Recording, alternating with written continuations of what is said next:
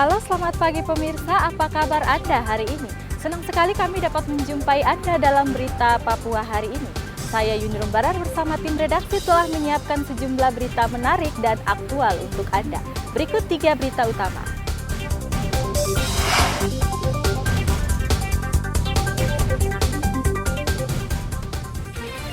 Diduga korsleting listrik, sebuah rumah toko di Merauke terbakar.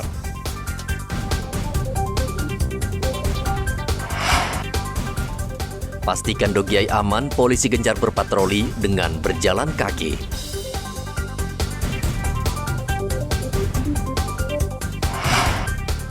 Tiga pencuri motor di Timika diringkus polisi.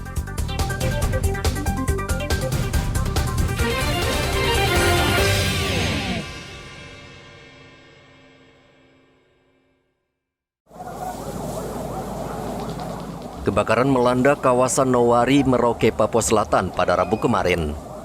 Sebuah rumah toko yang letaknya bersebelahan dengan SPBU ludes terbakar. Diduga api berasal dari korsleting listrik. Warga sekitar panik karena khawatir api membesar lalu merembet ke SPBU yang tidak jauh dari lokasi kejadian. Warga bergotong royong memadamkan api dengan peralatan seadanya. 2 mobil damkar akhirnya datang dan berhasil memadamkan api. Mobil pemadam kebakaran sempat kesulitan memadamkan api karena sulit mendapatkan air akibat musim kemarau. Beruntung petugas damkar mendapat bantuan air dari mobil tangki air yang kebetulan melintas. Tidak ada korban jiwa maupun luka-luka, namun seluruh barang di rumah toko tidak bisa diselamatkan. Muhammad Ridwan melaporkan dari Merauke, Papua Selatan.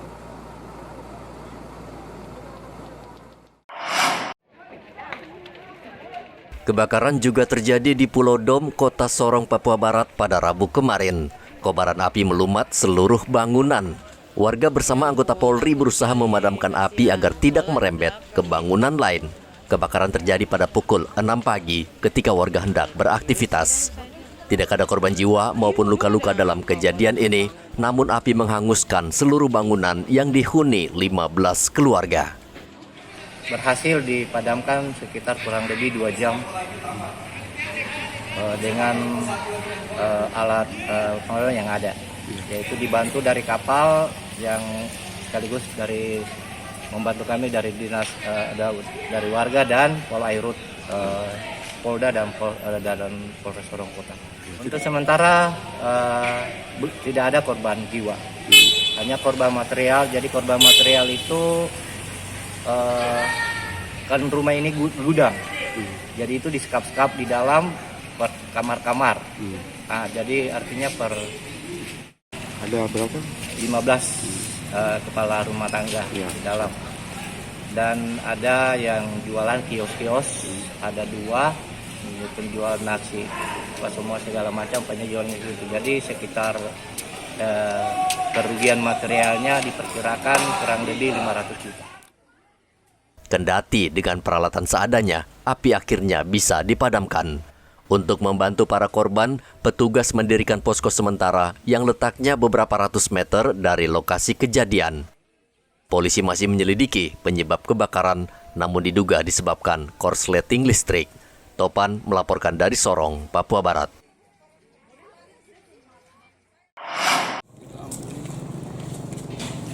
Ini kita kasih pinggir, Sir. Polisi saat ini terus berpatroli di Kabupaten Dogiai untuk memastikan keamanan di wilayah tersebut pasca kerusuhan yang terjadi beberapa waktu lalu.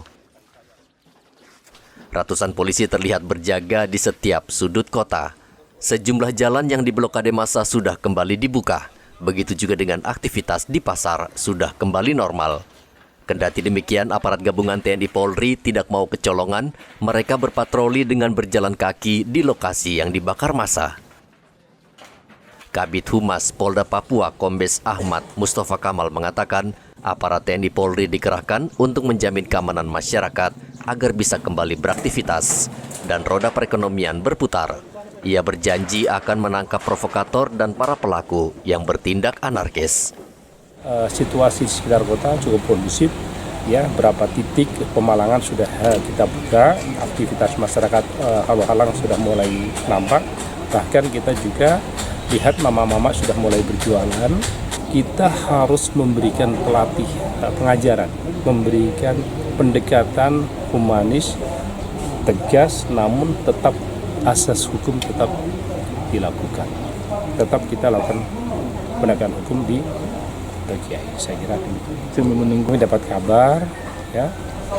Malam ini Bapak Bupati akan tiba di Dogiay. Mudah-mudahan kita akan melakukan pertemuan sesuai dengan laporan Bapak Kapolres. Mudah-mudahan besok kita bisa lakukan dengan beberapa tokoh dan beberapa warga masyarakat ya dari beberapa pihak yang berkaitan dengan peristiwa laka lantas, peristiwa pembakaran dan korban kebakaran, karena kita banyak aspek yang harus kita bicarakan dan kita harus tuntas, karena dari tadi malam saya sudah jumpa dengan beberapa tokoh anggota DPR, bahkan pagi ini tadi sudah kita juga ketemu dengan beberapa tokoh dan mereka masih melakukan upaya-upaya untuk bagaimana Dogiay ini adalah kabupaten yang aman. Hingga berita ini disusun, 5 pekerja belum ditemukan. Mereka dilaporkan hilang saat kerusuhan pecah. Kerusuhan di Dogiay dipicu kecelakaan lalu lintas. Seorang anak yang berlari ke jalan raya Trans Dogiay tertabrak truk pada Sabtu lalu. Sopir lalu meminta perlindungan polisi karena masa menuntut pelaku diadili secara adat. Masa yang marah kemudian melampiaskan dengan membakar 80 petak rumah kios di 4 lokasi, termasuk 6 kantor pemerintahan. Hendra melaporkan dari Dogiay, Papua Tengah.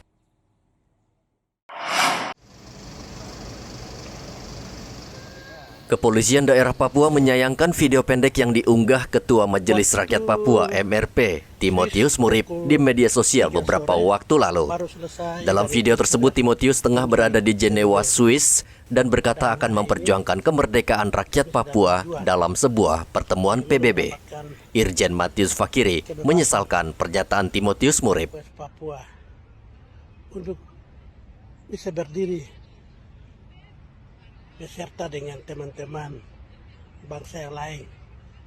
Menurut Matius, Timotius sebagai ketua MRP diangkat berdasarkan undang-undang, sehingga seharusnya ia memperjuangkan Papua sebagai bagian dari NKRI.